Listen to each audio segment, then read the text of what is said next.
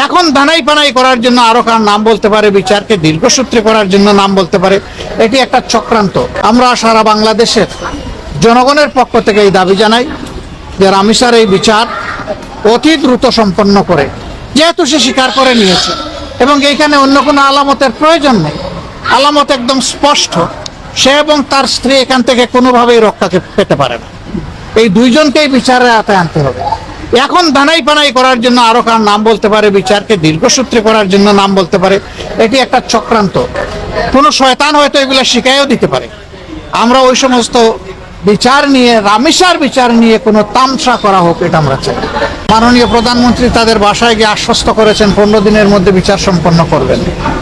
আমরা দেখতে চাই প্রধানমন্ত্রীর কমপক্ষে এই ওয়াদাটা শতভাগ বাস্তবায়ন হবে, এবং এটি যদি বাস্তবায়ন হয় সারা বাংলাদেশের 18 কোটি মানুষ খুশি হবে, ওনার জন্য দোয়া করবে।